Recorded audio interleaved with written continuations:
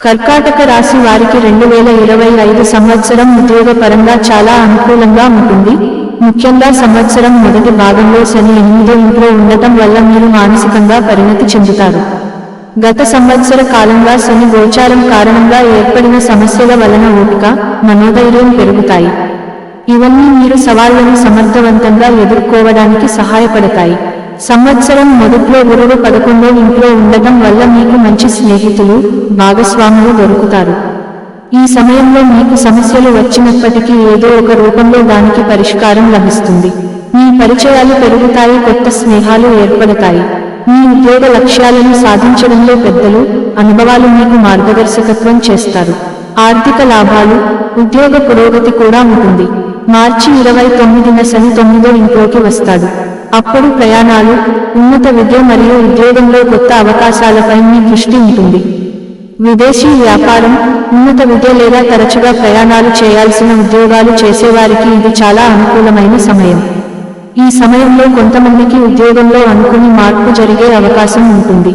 ముఖ్యంగా వాయిదా వేసే స్వభావం కలిగిన వారు మరియు ప్రతి చిన్న విషయాన్ని పెద్దగా చేసుకుని బాధపడేవారు ఈ సమయంలో వృత్తిపరంగా ఇబ్బందులు ఎదుర్కొనే అవకాశం ఉంటుంది. వచ్చిన ప్రతి అవకాశాన్ని వినియోగించుకోవడం మరియు నిజాయితీగా పనిచేయడం వలన ఈ సమయంలో మీరు వృత్తిలో అభివృద్ధిని సాధిస్తారు. ఈ సంవత్సరం మే 14న గురువు 12వ ఇంట్లోకి ప్రవేశిస్తాడు. అప్పుడు కొన్ని దాగి ఉన్న సవాళ్లు లేదా పోటీదారులు వెలుగులోకి వచ్చే అవకాశం ఉంది. చేసే పనుల్లో జాగ్రత్తగా ఉండాలి. ప్రతి పనిని విమర్శించేవారు మరియు అడ్డుపడేవారు ఎక్కువగా ఉంటారు, కాబట్టి ఏ పని అయినా ప్రణాళిక ప్రకారం చేయాలి. ఆలోచించకుండా తీసుకునే నిర్ణయాలు మీకు నష్టం తెస్తాయి. ఓపికగా, తెలివిగా నిర్ణయాలు తీసుకుంటూ ఇతరుల సహకారంతో పనిచేస్తే కర్కాటక రాశి వారు 2025లో ఉద్యోగంలో ఎదురయ్యే సవాళ్లను సమర్థవంతంగా ఎదుర్కోగలుగుతారు. ఆర్థికంగా కర్కాటక రాశి వారికి 2025 ఎలా ఉంటుంది? అప్పులు తీరుతాయా? కర్కాటక రాశి వారికి 2025లో ఆర్థిక పరిస్థితి సాధారణంగా బాగుంటుంది. సంవత్సరం మొదట్లో మీరు ఆర్థికంగా స్థిరపడతారు. గురువు 11వ ఇంట్లో ఉండటం వల్ల మీకు స్థిరమైన ఆదాయం, పొదుపు మరియు తెలివైన పెట్టుబడులు వస్తాయి. డబ్బు సమకూర్చుకోవాలనుకునే వారికి ఇది చాలా మంచి సమయం. మీ కుటుంబ సభ్యులు, ముఖ్యంగా మీ సోదరులు, సోదరీమణులు మరియు మీ జీవిత భాగస్వామి మీకు ఆర్థిక స్థిరత్వాన్ని కల్పించడంలో సహాయపడతారు. భూమి, ఇల్లు వంటి ఆస్తులు కొనాలనుకునే వారు సంవత్సరం మొదట్లో ప్రణాళిక వేసుకోవడం మంచిది. గురువు మీకు తెలివైన ఖర్చులు, పొదుపు చేయడానికి సహాయపడతాడు. మే నెలలో గురువు 12వ ఇంట్లోకి వస్తాడు. అప్పుడు ఆర్థిక విషయాల్లో జాగ్రత్తగా ఉండాలి. ఊహించని ఖర్చులు వచ్చే అవకాశం ఉంది. పెట్టుబడుల నుండి లాభాలు ఆలస్యం అయ్యే అవకాశం కూడా ఉంది. అందుకని డబ్బు విషయంలో జాగ్రత్తగా ఉండాలి. పెద్ద పెట్టుబడులు లేదా రిస్కున్న పెట్టుబడులు పెట్టకపోవడమే మంచిది. మే 18న రాహువు 8వ ఇంట్లోకి వస్తాడు. దీనివల్ల ఆర్థిక విషయాల్లో కొంత అనిశ్చితి ఏర్పడుతుంది. ఏదైనా పెట్టుబడి పెట్టాలనుకుంటే ముందు ఆర్థిక నిపుణుల సలహా తీసుకోవడం మంచిది. ఆదాయం మరియు ఖర్చుల మధ్య సమతుల్యత ఉంటే కర్కాటక రాశి వారు ఆర్థిక సవాళ్లను సమర్థవంతంగా ఎదుర్కోగలుగుతారు. ఆర్థిక స్థిరత్వాన్ని కొనసాగించగలుగుతారు. ఈ సంవత్సరం మే నెల నుంచి ఆర్థిక విషయాల్లో జాగ్రత్తగా ఉండటం, ఇతరులు చేసే మోసాలకు గురి కాకుండా మిమ్మల్ని మీరు కాపాడుకోవాల్సి ఉంటుంది. మీరు అజాగ్రత్తగా ఉన్న లేక అత్యాశతో ఉన్న ఈ సమయంలో ఆర్థికంగా నష్టపోయే అవకాశం ఉంటుంది. అయితే మీరు ఆలోచించి తీసుకునే నిర్ణయాలు, చేసే పనులు మీకు విజయాలు ఇస్తాయి. కుటుంబ జీవితంలో కర్కాటక రాశి వారికి 2025 సంతోషాన్నిస్తుందా? గురు బలం తగ్గింది. ఎలా ఉండబోతుంది? కర్కాటక రాశి వారికి 2025లో కుటుంబ జీవితం ఆనందంగా, ప్రశాంతంగా ఉంటుంది. ముఖ్యంగా సంవత్సరం మొదట్లో గురువు 11వ ఇంట్లో ఉండటం వల్ల కుటుంబ సభ్యుల మధ్య అవగాహన, సహకారం మరియు భావోద్వేగ మద్దతు ఉంటుంది. సోదరులు, సోదరీమణులు మరియు ఆత్మీయులు, బంధువులు మీకు మార్గదర్శకత్వం చేస్తారు. సమాజంలో మీకు గౌరవం, ప్రశంసలు కూడా లభిస్తాయి. ఈ సమయంలో మీరు కుటుంబ సభ్యులతో మంచి సంబంధాలు ఏర్పరచుకుంటారు. సామాజిక కార్యక్రమాల్లో ఉత్సాహంగా పాల్గొంటారు. అయితే మే నెలలో గురువు 12వ ఇంట్లోకి వెళ్ళాక కుటుంబంలో కొన్ని చిన్న గొడవలు, అపార్థాలు వచ్చే అవకాశం ఉంది. మే 18న రాహువు 8వ ఇంట్లోకి వస్తాడు. దీనివల్ల కుటుంబంలో కొంత ఉద్రిక్తత ఏర్పడవచ్చు. అందుకని ఓపికగా ఉండాలి. కుటుంబ సభ్యులతో స్పష్టంగా మాట్లాడాలి. ఆలోచించకుండా ఎలాంటి నిర్ణయాలు తీసుకోకూడదు. అవగాహనతో, ప్రేమతో వ్యవహరిస్తే మీరు ఏ సమస్యనైనా పరిష్కరించుకోగలుగుతారు.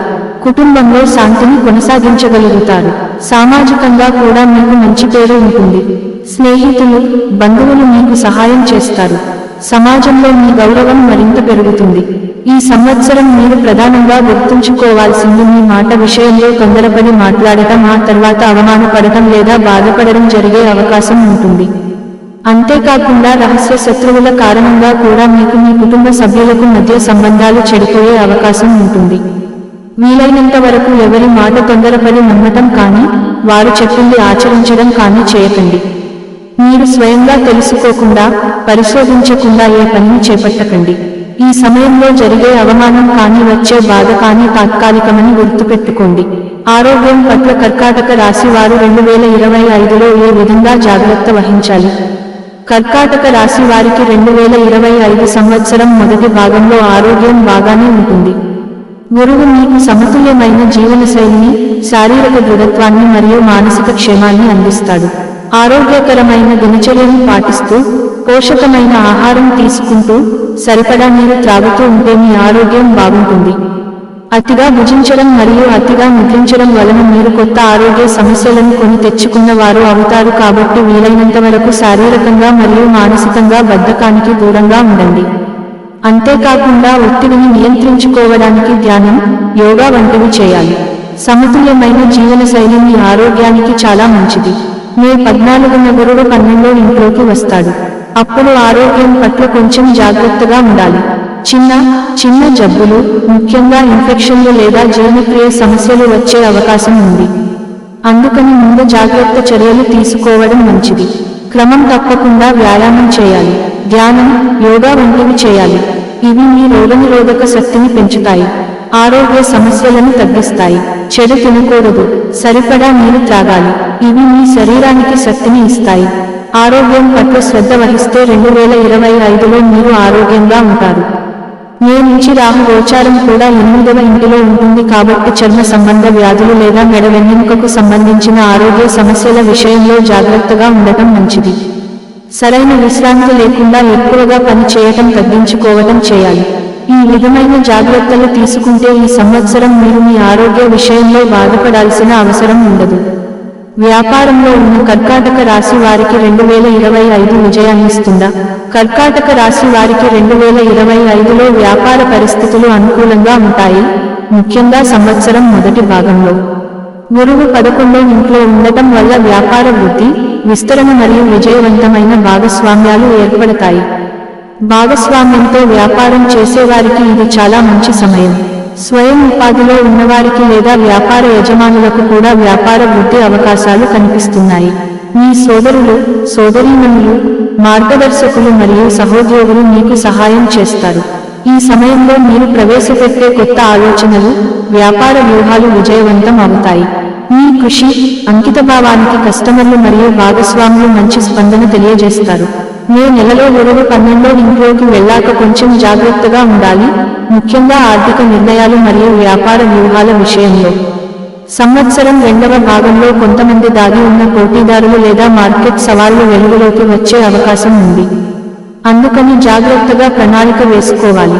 రిస్క్ తీసుకోకూడదు. పెద్ద పెట్టుబడులు పెట్టకపోవడమే మంచిది. ఇప్పటికే ఉన్న వ్యాపారాన్ని స్థిరంగా కొనసాగించడానికి ప్రయత్నించాలి. ఓపికగా, తెలివిగా వ్యాపారం చేస్తే కర్కాటక రాశి వారు 2025లో వ్యాపారంలో స్థిరమైన వృద్ధిని సాధించగలుగుతారు. సవాళ్లను సమర్థవంతంగా ఎదుర్కోగలుగుతారు. కళలు లేదా స్వయం ఉపాధి ద్వారా జీవనం సాగిస్తున్న వారికి ఈ సంవత్సరం మే వరకు అత్యంత అనుకూలంగా ఉంటుంది. మీరు ఊహించని అవకాశాలు వస్తాయి, అయితే వాటిని మీ బద్ధకంతో కానీ అనుమానంతో కానీ దూరం చేసుకోకండి. అలాగే వచ్చిన అవకాశాలను మీ నిజాయితీతో సార్థకం చేసుకోవడం మంచిది. మే నుంచి గురువు మరియు రాహువుల గోచారం అనుకూలంగా ఉండకపోవటం వలన కొన్నిసార్లు మంచి అవకాశాలు చేజారటం కానీ లేదా ఉపయోగపడని అవకాశాలు రావడం కానీ జరుగుతుంది. ఈ సమయంలో నిరాశకు గురి కాకుండా మీ ప్రయత్నాలను నిరంతరం చేయటం వలన మీరు మంచి అవకాశాలను పొందగలుగుతారు. దాని ద్వారా డబ్బుతో పాటు పేరు ప్రతిష్టలు సంపాదిస్తారు. విద్యార్థులకు 2025 అనుకూలమా? కర్కాటక రాశి వారికి ఉన్నత విద్యాయోగం ఉన్నదా? కర్కాటక రాశి వారికి 2025 సంవత్సరంలో విద్యారంగం అనుకూలంగా ఉంటుంది. సంవత్సరం మొదట్లో పోటీ పరీక్షలకు సిద్ధమవుతున్న వారికి లేదా ఉన్నత విద్య కోసం ప్రయత్నిస్తున్న వారికి విజయం సాధిస్తారు. గురువు మరియు శని మీకు దృఢ సంకల్పం, ఏకాగ్రత మరియు మనోధైర్యం కలిగిస్తారు. ఇవి చదువులో విజయం సాధించడానికి చాలా అవసరం. మంచి విద్యా సంస్థల్లో చదువుకోవాలనుకునే వారికి లేదా పరీక్షలకు సిద్ధమవుతున్న వారికి గ్రహ స్థితులు చాలా అనుకూలంగా ఉన్నాయి. మీ లక్ష్యాలను సాధించడంలో గ్రహాలు మీకు సహాయపడతాయి. మే నెల తర్వాత గురువు 12వ ఇంట్లోకి వస్తాడు. దీనివల్ల మీకు ఆధ్యాత్మిక విద్య, ఉన్నత విద్య లేదా విదేశీ భాషలు వంటి రంగాలలో జ్ఞానం పొందాలనే కోరిక పెరుగుతుంది. కొత్త విషయాలు నేర్చుకోవాలనుకునే వారికి ఇది చాలా మంచి సమయం. క్రమశిక్షణతో, ఏకాగ్రతతో చదువుకుంటే మీరు మీ దీర్ఘకాలిక లక్ష్యాలను సాధించగలుగుతారు. విజయానికి బలమైన పునాది వేసుకోగలుగుతారు. ఈ సంవత్సరం మే నెల నుంచి రాహుకేతువుల గోచారం అనుకూలంగా ఉండకపోవటం వలన మీరు కొన్నిసార్లు మానసికంగా ఒత్తిడికి గురయ్యే అవకాశం ఉంటుంది. అంతేకాకుండా పరీక్షలలో తెలిసి తప్పులు చేయడం లేదా నిర్లక్ష్యంగా వ్యవహరించడం చేస్తారు. రాహువు మనలోని అహంకారాన్ని పెంచి మన చేత తప్పులు జరిగేలా ప్రేరేపిస్తాడు. కాబట్టి ఈ సమయంలో వీలైనంత వరకు అహంకారాన్ని మనసులోకి రాకుండా నిజాయితీగా చదువుపై దృష్టి పెట్టడం వలన మీరు అనుకున్న లక్ష్యాలను చేరుకోగలుగుతారు. విదేశాల్లో ఉన్నత విద్యాభ్యాసం చేయాలనుకునే వారికి ఈ సంవత్సరం ద్వితీయార్థం అనుకూల ఫలితాన్ని ఇస్తుంది. మీరు విదేశాలకు వెళ్లడమే కాకుండా అక్కడ కోరుకున్న విద్యాలయాల్లో ప్రవేశాన్ని పొందగలుగుతారు. అయితే ఈ ప్రక్రియలో అనుకున్న ఫలితం సాధించడానికి ఎక్కువగా ప్రయత్నించాల్సి ఉంటుంది. కర్కాటక రాశి వారికి 2025లో ఏ పరిహారాలు చేయాలి? ఏ గ్రహాలకు పరిహారాలు చేయాలి? ఈ సంవత్సరం కర్కాటక రాశి వారు మార్చి 29 వరకు శని గోచారం అనుకూలంగా ఉండదు. కాబట్టి ఈ సమయంలో వచ్చే ఆటంకాలను, అవమానాలను ఎదుర్కోవటానికి శని ఇచ్చే చెడు ప్రభావం తగ్గడానికి శనికి పరిహారాలు ఆచరించడం మంచిది. దీని కొరకు ప్రతిరోజు కానీ, ప్రతి శనివారం కానీ శని స్తోత్ర పారాయణం చేయటం లేదా శని మంత్ర జపం చేయటం మంచిది. అంతేకాకుండా హనుమాన్ చాలీసా పారాయణం చేయటం కానీ, శనివారం రోజు ఆంజనేయ స్వామికి లేదా నవగ్రహాలకు ప్రదక్షిణ చేయటం కానీ చేసినట్లయితే శని ప్రభావం తగ్గుతుంది. మే నెల నుంచి గురువు గోచారం 12వ ఇంటిలో ఉంటుంది. కాబట్టి ఈ సమయంలో వచ్చే ఆర్థిక సమస్యలు మరియు కుటుంబ సమస్యలు తొలగిపోవడానికి గురువుకు పరిహారాలు చేయాలి. ప్రతిరోజు లేదా ప్రతి గురువారం గురు స్తోత్ర పారాయణం చేయటం లేదా గురు మంత్ర జపం చేయటం వలన గురువు ఇచ్చే చెడు ప్రభావం తగ్గుతుంది. అంతేకాకుండా గురు చరిత్ర పారాయణం చేయటం లేదా గురువులకు సేవ చేయడం వలన కూడా గురువు ఇచ్చే చెడు ప్రభావం తగ్గుతుంది. మే నెల నుంచి రాహు గోచారం 8వ ఇంటిలో ఉంటుంది. కాబట్టి దాని కారణంగా వచ్చే ఆరోగ్య సమస్యలు కానీ, ఆటంకాలు కానీ, అవమానాలు కానీ తగ్గడానికి ప్రతిరోజు కానీ, ప్రతి శనివారం కానీ రాహు స్తోత్ర పారాయణం చేయటం లేదా రాహు మంత్ర జపం చేయటం మంచిది. అంతేకాకుండా రాహువు వలన వచ్చే చెడు ప్రభావం తగ్గడానికి దుర్గా సప్తశతి పారాయణం చేయటం లేదా దుర్గా స్తోత్ర పారాయణం చేయడం మంచిది.